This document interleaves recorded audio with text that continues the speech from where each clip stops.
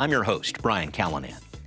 Seattle voters passed Prop 1A in February to pay for social housing, an affordable housing model for people of mixed incomes.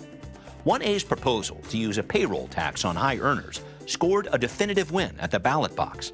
But the future of this new housing program is still surrounded by questions. Seattle voters said yes to establish a social housing developer in 2023. A vote on how to pay for it came this February. The social housing advocates' Prop 1A, a new payroll tax on high earners, went up against the smaller scale 1B, a plan to use existing taxes promoted by city leaders and the Seattle Chamber. We are not opposing social housing. Okay. We are saying yes on 1B because we think it is the more responsible way. But Prop 1A won out with 63% of the vote, giving a new mandate to Seattle's elected leaders. Voters responded. They want housing. They want social housing. We want to make it successful. That's the bottom line. But how long can Seattle retain businesses with a new tax in place? And how will the city reconnect with social housing leaders after a bruising election? This is a question for the mayor and the city council. Hear from the CEO of Seattle's social housing developer about how he plans to navigate a new program through the city's complex affordable housing system. What we're really looking at is stalled real estate deals. Opening the door to what's next for Seattle's social housing plans. Coming up on City Inside Out.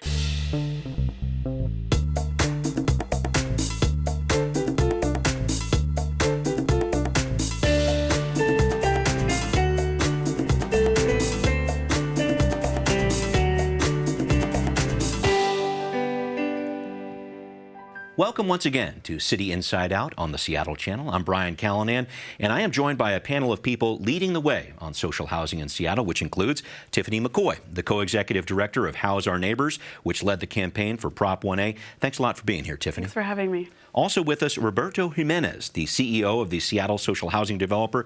Roberto, great to meet you, and thanks for being here. Thanks. All right, let's jump into it. And Tiffani, I wanted to talk to you about this.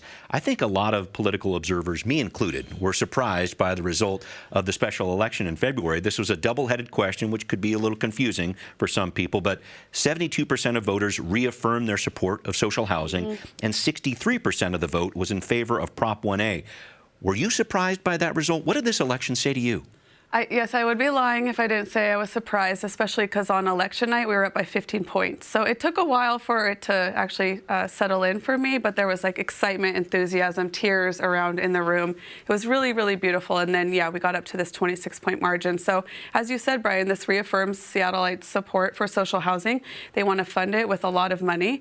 They agree that there's good governance of the social housing developer. They like the board composition.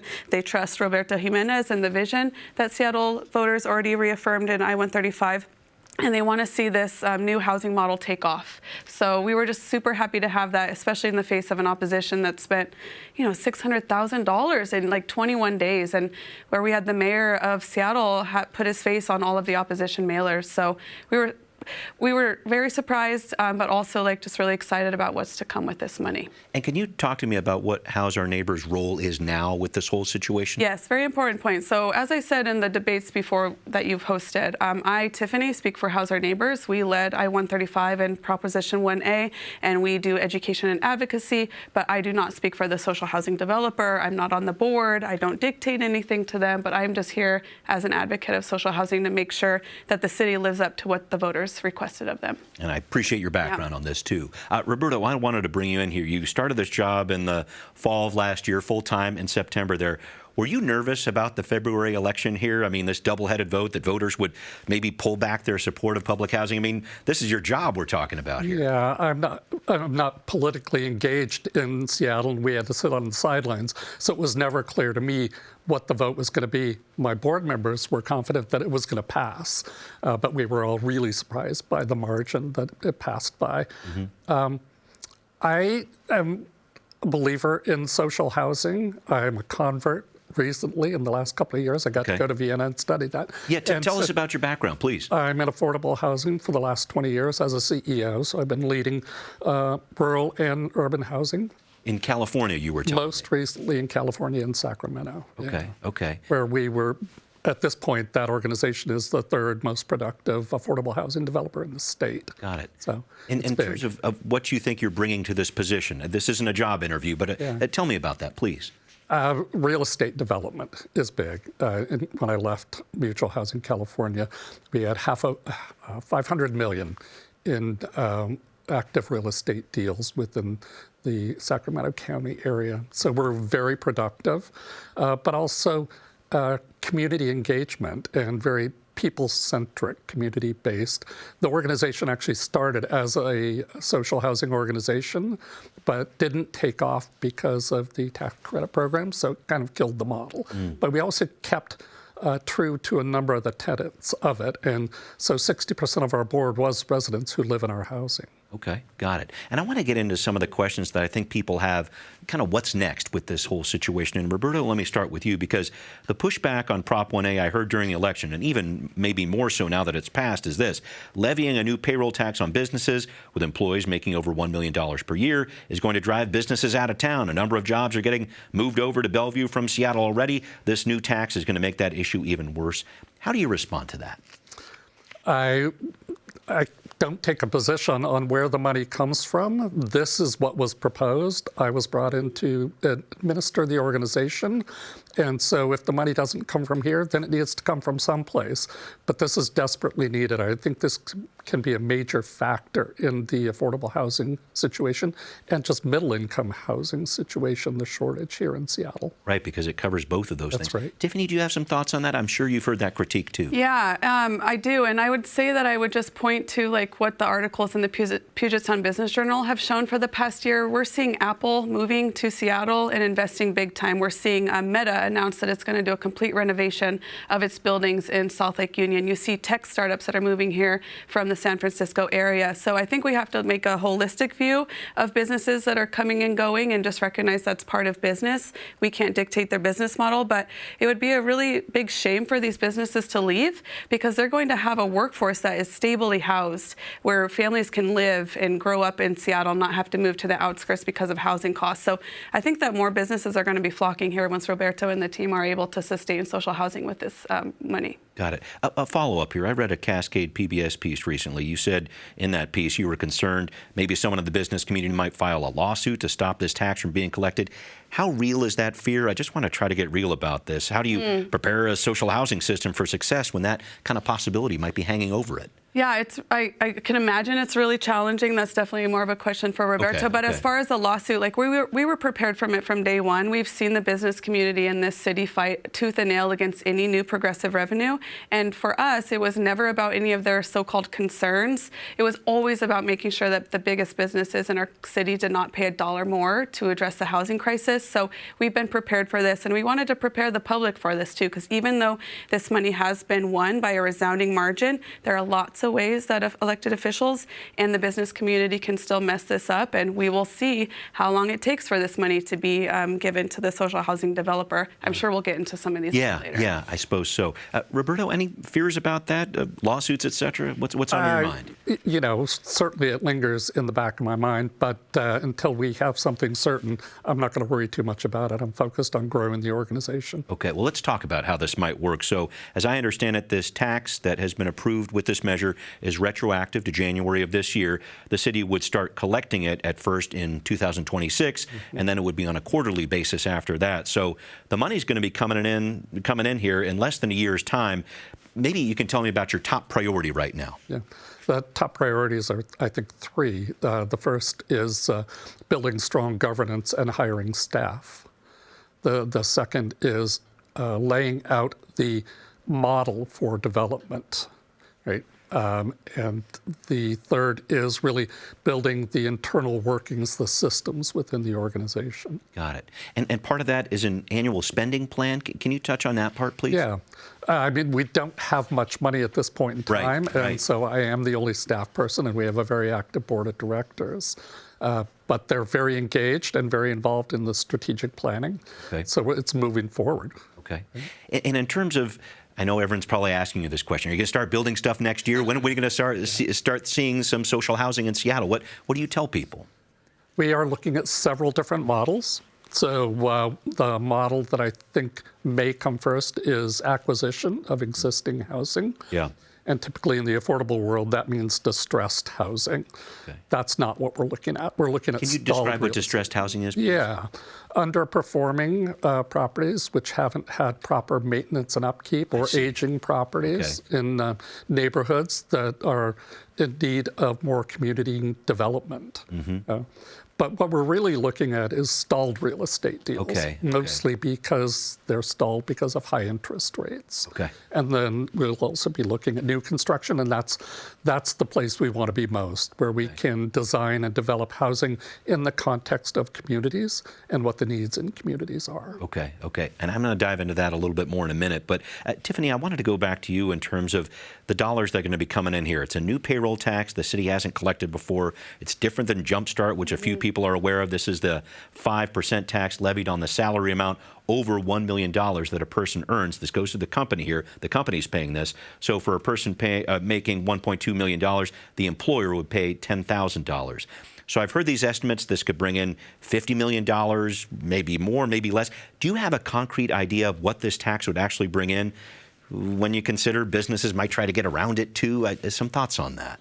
Yeah, I mean, that's always a given that business is going to get out of trying to pay taxes. But what we see with Jumpstart is that has always been bringing in way more than projected. So we took a very conservative projection approach. There were two different economic models that we compared, and both of them actually came to about $50 million a year. So that's what we put forth to the voters. It could be more, it could be less, especially given like how much people sell of like capital gains year to year. So, but I think that it'll be a good start for the developer, and then after they get some assets and some buildings going, the ability to bond, which we talked about so much during I-135. You're bonding against that money. I see what you're saying. Okay. And some thoughts on that piece of it, Roberto? Did you want to add to that? Yeah, the bonding process to get to is probably going to take about 5 years. Okay. So we want to be building in the meantime, but we also need to be building a balance sheet. Okay. So it's going to be a measured development, balancing between saving, right, and having that revenue on hand for the future, and also acquiring and building new properties. Got it. Can you take me through this process, Roberto? Because I'm thinking about dollars coming in 2026 and then quarterly after that. As I understand it, you're the only employee so far for the Public Development Authority. Do you borrow money from the city to get staffed up now, or what happens over the next several months here? That's a conversation we've just initiated. Okay. So in an ideal world, that will be the case.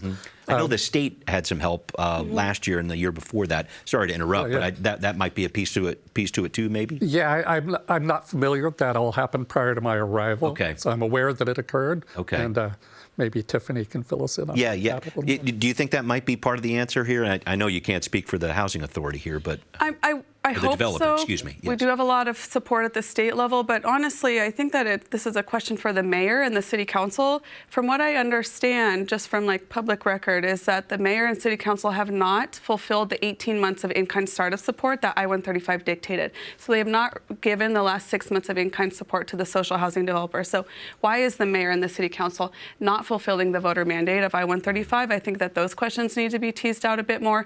And then, as with Jumpstart, we know that the city was able to start spending those revenues even though they were not collected until a year later. So we're really hoping that they're able to honor that same agreement to the social housing developer so that they can start acting quickly. The voters just made very clear that they want social housing to happen now. Got it. I am trying to think about this big chunk of money coming in, though, Tiffani, and I know you heard this criticism on the campaign trail, too. Social housing gets this big chunk of money without much of a plan or even a staff in place to figure out how to spend it. How do you see 2025 panning out? Are you concerned about a lack of staff for Roberto and the developer right now? My biggest concern is what this administration is going to do to try to stall out the social housing developer to not the federal administration? Sorry, we need to talk about the federal, too, but no, the mayoral, the Mayor Bruce Harrell, what he's going to do to stall this out, or the city council. As as my organization talked about, like the mayor after this 26-point victory didn't even mention social housing in his State of the City speech. So that's my biggest concern, is that they're going to do what they can behind closed doors to not fulfill the mandate of voters, especially when we have the mayor putting his face on opposition pamphlets. Like that speaks volumes. But then, yes, we all have to be very cognizant of the federal level too. Like we just saw that the Trump administration is rolling back all of the retrofit gains that were made 2 years ago by HUD and by Congress, and they're looking to cut HUD staff by like 50%, even talking about cutting here. So this is actually the best time to be doing what we're doing, because we cannot rely on the federal government at all right now to meet our housing needs. Yeah, I saw you nodding your head over there, Roberto.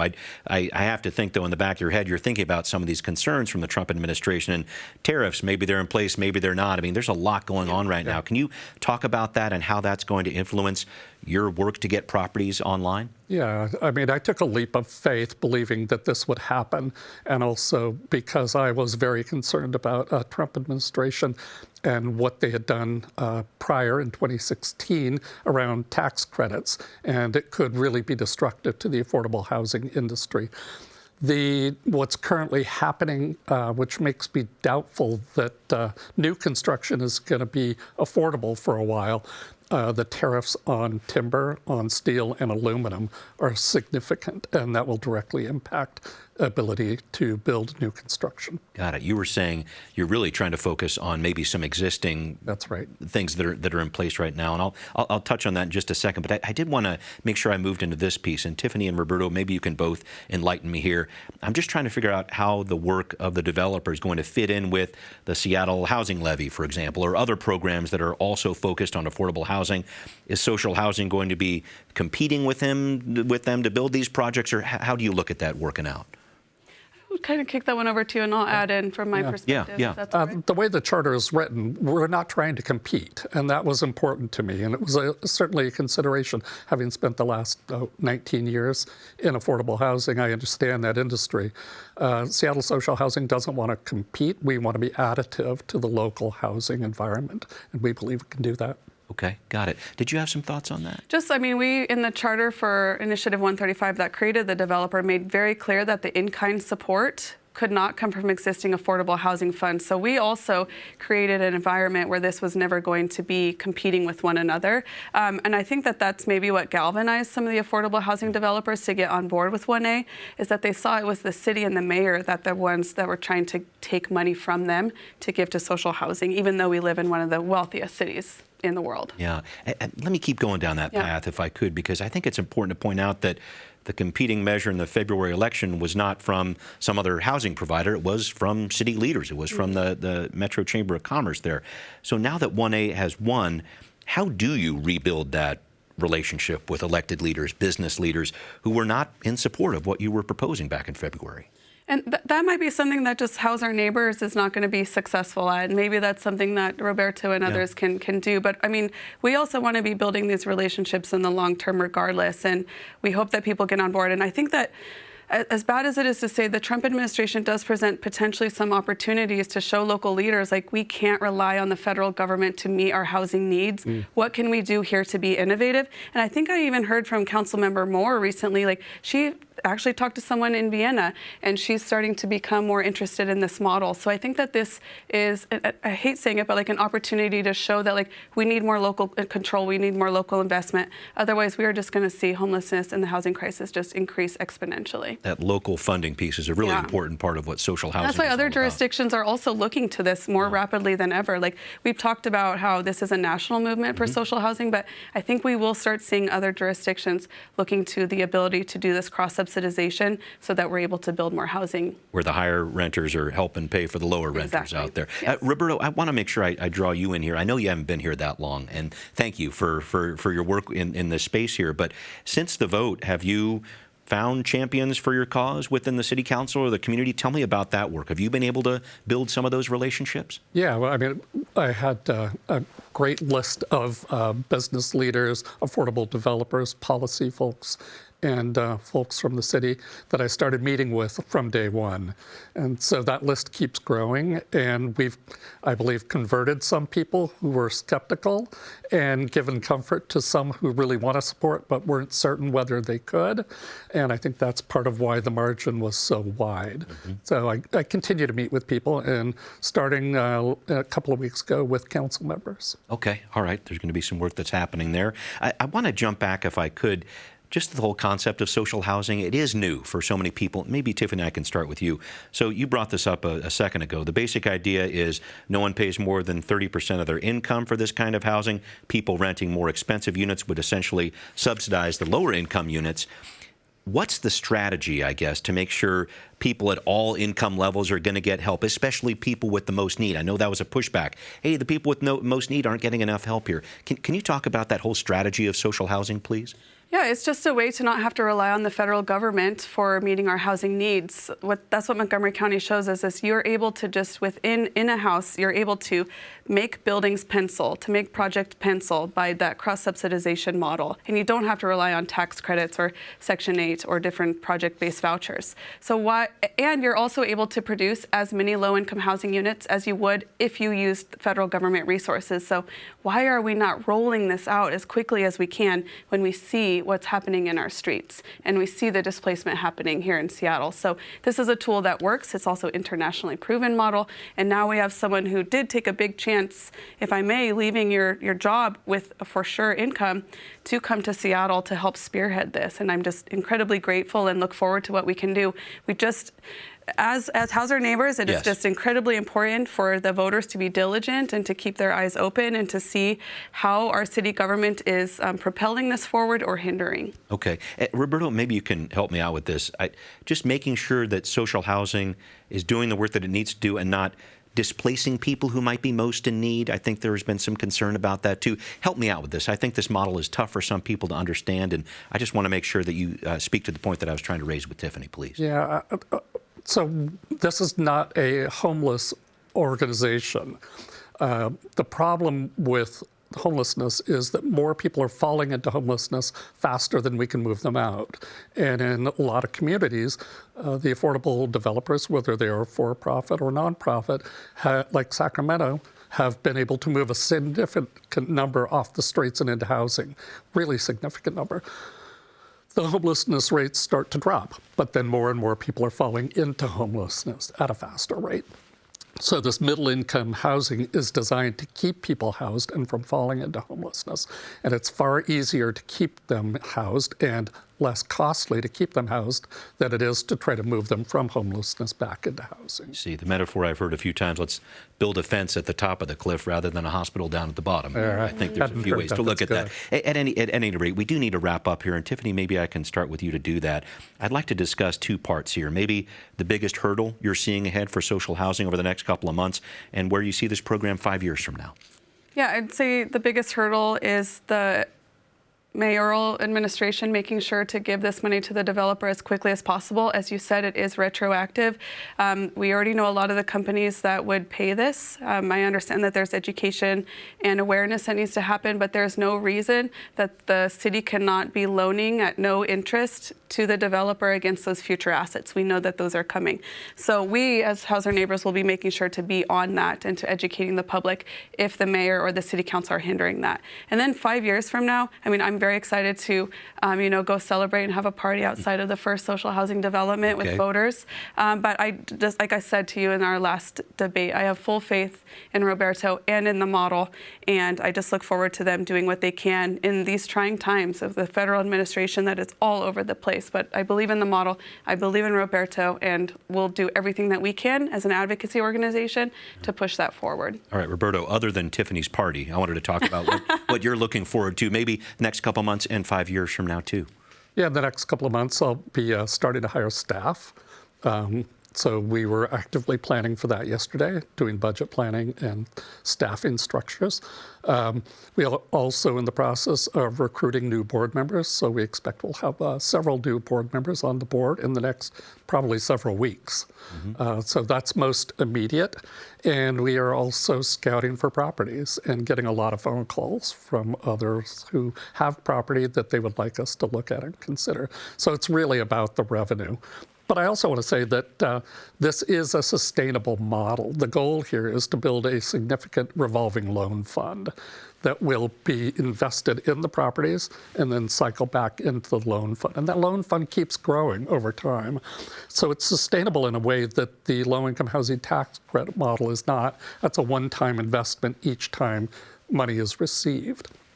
And the other is that this is not subsidizing people, this is subsidizing assets. And that's really core to the success of the program. It's public investment in public assets, the same as schools, the same as parks, the same as highways, all the things we need to have a healthy, vibrant community. Okay, thank you both for this, and we will be right back. What are people saying on social media about the plan to use a payroll tax on high earners for social housing? One person writes, "Yet another reason for businesses to leave Seattle and relocate to Bellevue. I wonder if anyone calculated the probable loss for Seattle business taxes offsetting the gain of this new tax." Another person comments, "We need more affordable housing. Since the market has failed to produce that, we need to tax the wealthy in order to support the folks who are in danger of losing their homes." We'd like to know what you think. Send us an email at contact@seattlechannel.org or find us on social media. Great to get that input, and I'm very thankful. Roberto, Jiménez, Tiffani, McCoy, really appreciate you being here. Thank you. All right, I'm Brian Callanan. We'll see you next time on City Inside Out.